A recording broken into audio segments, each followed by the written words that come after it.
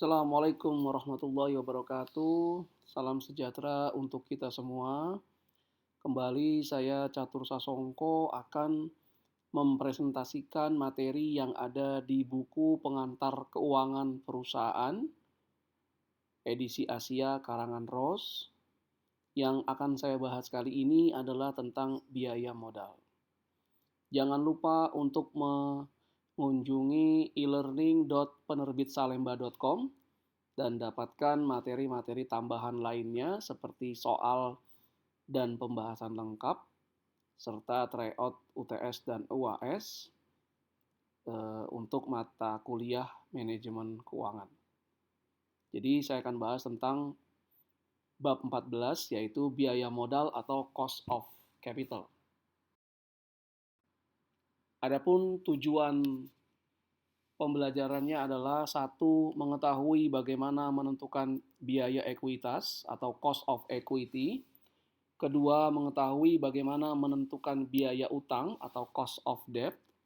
Kemudian mengetahui bagaimana menentukan biaya modal keseluruhan atau biaya modal rata-rata tertimbang atau weighted average cost of capital. Kemudian yang keempat, mengetahui bagaimana menangani flotation cost atau biaya yang dikeluarkan untuk menerbitkan efek-efek baru, bisa dalam bentuk utang maupun dalam bentuk ekuitas. Kita masuk ke materi yang pertama, mengapa biaya modal penting atau cost of capital. Mengapa perusahaan harus menentukan dengan tepat biaya modal atau cost of capital bagi perusahaannya. Nah, yang pertama kita mengetahui bahwa imbal hasil yang diperoleh atau return yang diperoleh atas aset bergantung pada resiko dari aset tersebut. Semakin tinggi resiko aset, maka semakin tinggi pula imbal hasil yang dipersyaratkan oleh investor atas aset tersebut. High risk, high return. Jangan lupa aksioma tersebut. Imbal hasil untuk seorang investor adalah biaya bagi perusahaan. Jadi bagi investor itu adalah return atau imbal hasil, sedangkan bagi perusahaan yang membayarkan return itu adalah biaya atau cost-nya. Biaya modal perusahaan atau cost of capital memberikan indikasi tentang bagaimana pasar memandang resiko dari aset-aset perusahaan. Semakin tinggi biaya modal perusahaan, berarti pasar memandang aset-aset perusahaan tersebut resikonya juga tinggi. Sebaliknya, semakin rendah risiko dari aset-aset perusahaan, maka biaya modal atau cost of capital-nya pun juga lebih murah atau rendah. Nah, kemudian mengetahui biaya modal juga dapat membantu perusahaan dalam menentukan imbal hasil yang dipersyaratkan untuk proyek-proyek dalam penganggaran modal atau capital budgeting. Proyek-proyek dalam penganggaran modal adalah proyek-proyek yang operasinya lebih dari 1 tahun. Untuk melaksanakan kegiatan proyek tersebut, maka perusahaan harus menghitung dengan cermat apakah imbal hasil yang diperoleh dari proyek tersebut lebih tinggi daripada biaya modalnya. Nah, jangan sampai nanti ternyata proyek tersebut ternyata menghasilkan return bagi perusahaan yang lebih rendah daripada biaya modalnya. Oleh karena itu, perusahaan harus mengetahui dengan tepat berapa biaya modal perusahaan. Kemudian kita masuk dengan imbal hasil yang dipersyaratkan atau required rate of return. Imbal hasil yang dipersyaratkan sama dengan tingkat diskonto yang tepat dan didasarkan pada risiko dari arus kas. Jadi required rate of return itu sebetulnya adalah discount rate dari arus kas yang akan diterima di masa depan. Perusahaan harus mengetahui imbal hasil yang dipersyaratkan untuk sebuah investasi sebelum dapat menghitung net present value. Karena di net present value, arus kas di masa depan itu dihitung nilai sekarangnya berdasarkan discounted dari imbal hasil yang dipersyaratkan ini. Dan mengambil keputusan apakah melaksanakan proyek atau tidak Di materi penganggaran modal sebelumnya kita ketahui sebuah proyek akan dilaksanakan apabila net present value-nya positif. Dalam hal ini berarti imbal hasil yang dipersyaratkannya lebih besar daripada biaya modal proyek tersebut. Kemudian perusahaan harus memperoleh sedikitnya sebesar imbal hasil yang dipersyaratkan untuk mengkompensasi investor yang telah menyediakan pendanaan. Jadi hasil proyek tersebut setidaknya minimal itu sama dengan imbal hasil yang dipersyaratkan untuk mengkompensasi investor yang sudah menyediakan pendanaan proyek-proyek tersebut. Kita masuk ke komponen dari biaya modal perusahaan. Yang pertama adalah biaya ekuitas atau cost of equity. Biaya ekuitas adalah imbal hasil yang dipersyaratkan oleh investor ekuitas, investor yang membeli saham biasa perusahaan misalnya, berdasarkan resiko arus kas dari resiko bisnis perusahaan. Resiko bisnis berasal dari kegiatan bisnis perusahaan dan resiko keuangan perusahaan, berapa jumlah utang dalam perusahaan. Kemudian ada dua metode dalam menentukan biaya ekuitas ini. Yang pertama adalah model pertumbuhan dividen. Yang kedua adalah security market line atau capital asset pricing model. Jadi dalam presentasi ini saya akan membahas dua metode dalam menentukan biaya ekuitas berdasarkan model pertumbuhan dividen atau dividend growth model dan kemudian security market line atau capital asset pricing model. Kita masuk ke metode pertama dalam menentukan biaya ekuitas. Yang pertama adalah pendekatan dengan model pertumbuhan dividen atau dividend growth model. Ingat kembali ke materi valuasi saham, kemudian Anda masuk ke model pertumbuhan dividen dalam menentukan harga saham, dan Anda masuk ke formula penentuan harga saham dengan model pertumbuhan dividen dengan asumsi pertumbuhan dividennya konstan. Jadi harga saham kalau dengan model pertumbuhan dividen dengan asumsi dividen bertumbuh konstan adalah P0 atau harga saham saat ini adalah D1. Ingat sekali lagi, D1 adalah dividen yang akan dibagikan 1 tahun ke depan dibagi biaya ekuitas atau return equity dikurangi growth atau pertumbuhan dividen atau G. Kalau kita susun ulang, maka biaya ekuitas atau RE adalah dividen yang dibagikan di tahun depan D1 dibagi P0 harga saham saat ini ditambah dengan growth atau pertumbuhan dividen. Berikut ini adalah contoh pertama tentang model pertumbuhan dividen yang kita gunakan untuk menentukan biaya ekuitas. Asumsikan perusahaan Anda diharapkan membayarkan dividen sebesar 1,5 dolar per saham di tahun depan. Jadi dividennya dibayarkan di tahun depan sebesar 1,50 dolar per saham. Kemudian pertumbuhan dividen per tahun adalah 5,1%. Dan pasar berharap pertumbuhan dividennya akan tetap sama selamanya. Jadi terus 5,1 per tahun selamanya. Harga saham saat ini, harga saham perusahaan saat ini adalah 25 dolar per lembar. Pertanyaannya, berapakah biaya ekuitas dari perusahaan Anda? Apa saja keuntungan dan kerugian penggunaan model pertumbuhan dividen dalam menentukan biaya ekuitas? Keuntungannya adalah mudah untuk dipahami dan digunakan. Adapun kerugian atau kelemahannya, pertama, hanya dapat diterapkan pada perusahaan yang membayarkan dividen. Jadi perusahaan yang tidak pernah membayarkan dividen, ini sulit untuk menentukan biaya ekuitas dengan model pertumbuhan dividen.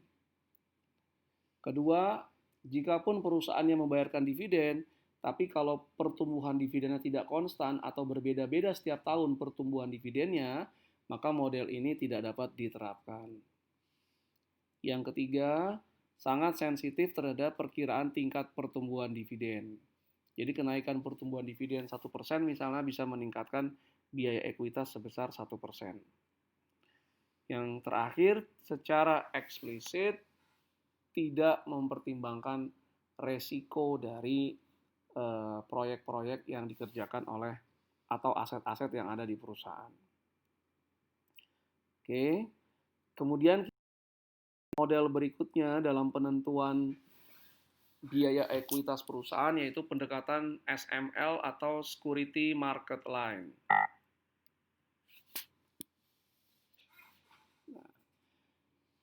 Gunakan informasi berikut ini untuk menghitung biaya ekuitas sebuah perusahaan. Pertama, tingkat suku bunga bebas risiko atau risk-free rate. Ini biasanya proksinya adalah yield atau imbal hasil atas surat utang pemerintah yang tenornya atau jatuh temponya 10 tahun. Kemudian premium risiko pasar atau market risk premium ini adalah imbal hasil pasar yang diharapkan dikurangi tingkat suku bunga bebas risiko. Imbal hasilnya misalnya proksinya adalah return dari indeks harga saham gabungan kalau di Indonesia. Kemudian risiko sistematis sebuah aset atau beta dari aset tersebut. Maka biaya ekuitas atau return equity itu adalah RF atau risk free, tingkat suku bunga risiko ditambah beta aset beta ekuitas atau saham tersebut, kemudian dikali return market, imbal hasil pasar dikurangi tingkat suku bunga bebas risiko. Imbal hasil pasar dikurangi tingkat suku bunga bebas risiko adalah premium risiko pasar.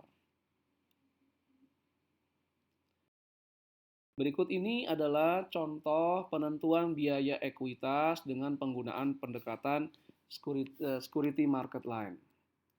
Anggap perusahaan Anda memiliki beta ekuitas sebesar 0,58, kemudian tingkat suku bunga bebas risiko atau risk free yang berlaku 6,1%. Adapun premium risiko pasar RM kurang risk free sama dengan 8,6%.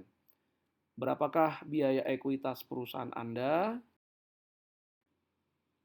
Setelah penentuan biaya ekuitas dipahami, sekarang kita berlanjut ke penentuan biaya utang. Biaya utang adalah imbal hasil yang dipersyaratkan atas utang sebuah perusahaan. Jadi kalau biaya ekuitas imbal hasil untuk investor yang memiliki saham perusahaan, sedangkan biaya utang ini adalah imbal hasil yang dipersyaratkan atas utang perusahaan. Jadi dipersyaratkan oleh kreditur atau investor obligasi misalnya. Kita biasanya fokus pada utang jangka panjang atau obligasi. Utang jangka panjang diperoleh untuk pendanaan perusahaan, sedangkan utang jangka pendek biasanya digunakan untuk kegiatan operasi perusahaan. Perkiraan terbaik tentang imbal hasil yang dipersyaratkan adalah yield to maturity pada utang yang telah ada. Silakan Anda mengacu kembali ke materi di tingkat suku bunga dan obligasi yang ada juga dalam e-learning manajemen keuangan ini. Perusahaan juga dapat menggunakan perkiraan atas tingkat suku bunga yang berlaku pada peringkat obligasi yang perusahaan harapkan saat menerbitkan utang baru. Jadi ketika perusahaan ingin menerbitkan obligasi, kira-kira obligasi tersebut akan diberikan peringkat apa, dan dengan peringkat tersebut berapa kira-kira biaya utangnya. Yang harus diingat, biaya utang bukan tingkat suku bunga kupon dari obligasi misalnya. Jadi bukan tingkat suku bunga kupon atau kupon rate, tapi yield to maturity. Kita masuk ke contoh 3, penentuan biaya utang. Anggap sebuah perusahaan memiliki obligasi yang beredar dan akan jatuh tempo 25 tahun yang akan datang. Tingkat suku bunga kupon obligasi adalah 9% dan kupon bunga dibayarkan setiap 6 bulan. Obligasi ini saat ini terjual pada harga $908,72, nilai nominalnya adalah 1.000. Berapakah biaya utangnya? Nah, ini berarti yield to maturity. Nah, kita menggunakan kalkulator keuangan, N-nya 50, PMT 45, future value 1000, present value minus 908,72. Ingat penggunaan kalkulator keuangan untuk present value minus.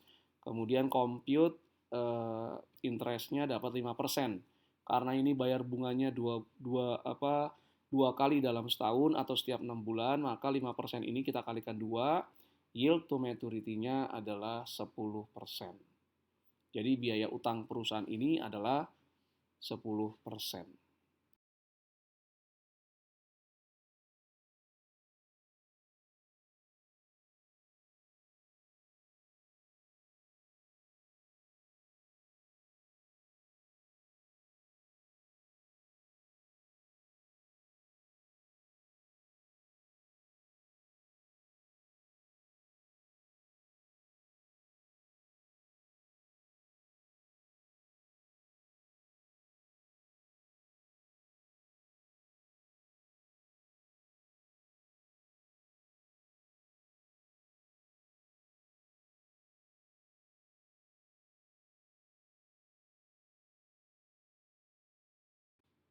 Sekarang kita masuk ke contoh 4, penentuan biaya saham preferen. PT RST memiliki saham preferen dalam ekuitasnya. Saham preferen ini membayarkan dividen tahunan sebesar $3 per saham dan akan dibayarkan selamanya $3. Jika harga saham preferen saat ini adalah $25 per lembar saham preferen, berapakah biaya saham preferen ini? Setelah kita mengetahui biaya modal dari sumber pendanaan masing-masing, yaitu biaya ekuitas, biaya utang, dan biaya saham preferen, maka kita bisa menghitung biaya modal keseluruhan untuk perusahaan. Nah, kita dapat menggunakan biaya modal masing-masing tadi, biaya ekuitas, biaya utang, biaya saham preferen, untuk memperoleh biaya modal rata-rata untuk sebuah perusahaan. Rata-rata ini adalah imbal hasil yang dipersyaratkan atas aset perusahaan berdasarkan pada persepsi pasar atas resiko aset tersebut. Kemudian, masing-masing biaya modal tersebut kita bobotkan. Nah, bobotnya ditentukan oleh seberapa banyak setiap jenis pendanaan digunakan. Semakin banyak suatu jenis pendanaan digunakan, maka bobotnya semakin tinggi. Nah, kemudian kita hitung sekarang bagaimana menentukan bobot struktur permodalan. Pertama, kita lihat simbolnya. E adalah nilai pasar ekuitas, jumlah saham yang beredar dikalikan dengan harga per saham tersebut, harga pasar per saham. D atau debt adalah nilai pasar utang, jumlah obligasi yang beredar dikalikan harga obligasi per lembar, harga pasar obligasi per lembar. V atau value adalah nilai pasar perusahaan, D ditambah E. Bobot dari ekuitas adalah nilai pasar ekuitas dibagi nilai pasar perusahaan yang merupakan nilai pasar utang ditambah nilai pasar ekuitas. Bobot utang adalah nilai pasar utang dibagi nilai pasar perusahaan. Kita masuk ke contoh 5, menghitung bobot struktur modal. Nilai pasar ekuitas sebuah perusahaan adalah $500 juta dan nilai pasar utangnya adalah $475 juta. Berapakah bobot struktur modal perusahaan ini? Berapakah bobot untuk ekuitas dan berapakah bobot untuk utang? Kemudian, bagaimana pajak dan biaya rata-rata modal tertimbang atau weighted average cost of capital? Kita memperhatikan arus kas setelah pajak. Jadi perusahaan sangat memperhatikan arus kas setelah pajak. Sehingga juga harus mempertimbangkan pengaruh pajak pada beragam biaya modal. Utang mengharuskan perusahaan yang menerbitkan utang untuk membayar beban bunga. beban bunga itu akan mengurangi laba sebelum pajak penghasilan. Sehingga beban bunga akan mengurangi pajak perusahaan. Pengurangan dalam pajak berarti mengurangi biaya utang perusahaan. Jadi biaya utang perusahaan itu dikurangkan dengan pajak. Nah, biaya utang setelah pajak adalah biaya utang atau RD dikali 1 minus tarif pajak. TC adalah tarif pajak yang berlaku. Di sisi lain, kalau perusahaan menerbitkan saham, perusahaan akan membayarkan dividen. Dividen yang dibayarkan tidak mengurangi laba sebelum pajak, sehingga dividen tidak mengurangi pajak.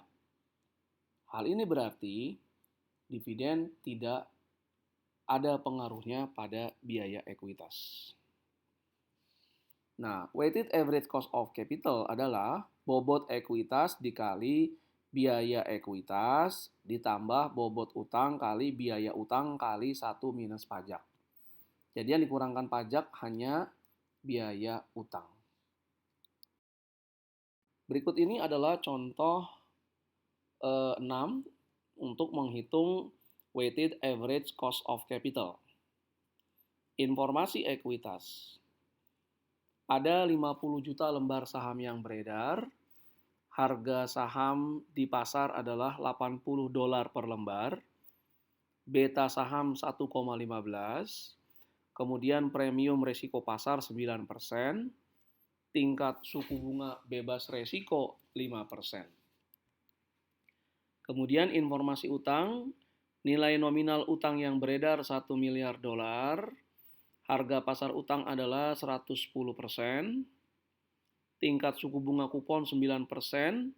Bunga dibayarkan setengah tahunan atau setiap 6 bulan. Jatuh temponya 15 tahun. Tarif pajaknya 40%. Yang berikutnya adalah setiap kali perusahaan menerbitkan ekuitas maupun utang, maka ada biaya penerbitannya atau flotation cost. Imbal hasil yang dipersyaratkan bergantung pada risiko, bukan bagaimana uang dikumpulkan. Namun demikian, biaya penerbitan efek baru seharusnya tidak begitu saja diabaikan. Pendekatan dasar dalam memasukkan biaya penerbitan efek baru ini atau flotation cost adalah pertama, hitung biaya penerbitan rata-rata tertimbang. Berapa biaya penerbitan untuk utang, berapa biaya penerbitan untuk ekuitas. Kita hitung rata-rata tertimbangnya. Yang berikutnya, gunakan bobot yang menjadi target karena perusahaan akan menerbitkan efek-efek dalam target tersebut dalam jangka panjang. Jadi biasanya perusahaan memiliki target rasio debt to equity tertentu. Sekarang kita ke contoh 7, perhitungan net present value dan flotation cost.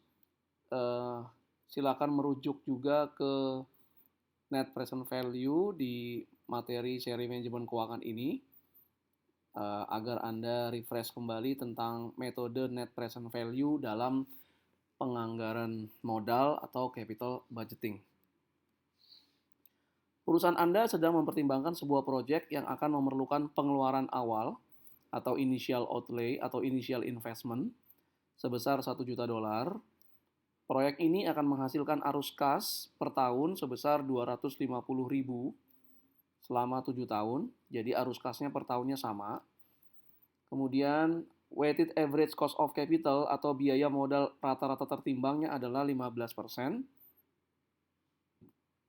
Target rasio debt to equity adalah 0,6. Berarti debt-nya 6, equity-nya 10.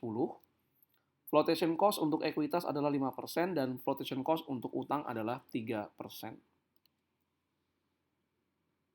Pertanyaannya adalah, berapakah NPV tanpa penyesuaian flotation cost dan berapakah NPV dengan penyesuaian flotation cost?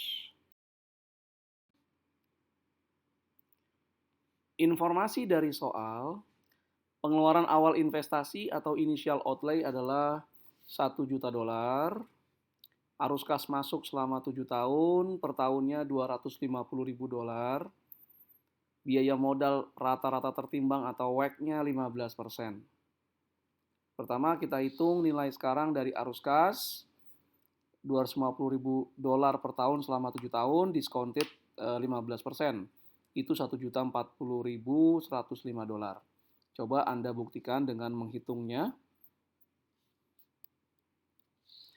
Kemudian NPV proyek tanpa penyesuaian flotation cost. NPV-nya adalah arus kas masuknya $1.040.105 dikurangi investasi awal 1 juta. Jadi masih ada $40.105. Karena NPV-nya positif, maka proyek ini layak untuk dijalankan. Dengan demikian, selesai sudah presentasi saya terkait dengan materi biaya modal atau cost of capital yang berasal dari buku pengantar keuangan perusahaan edisi Asia karangan Ross dan kawan-kawan.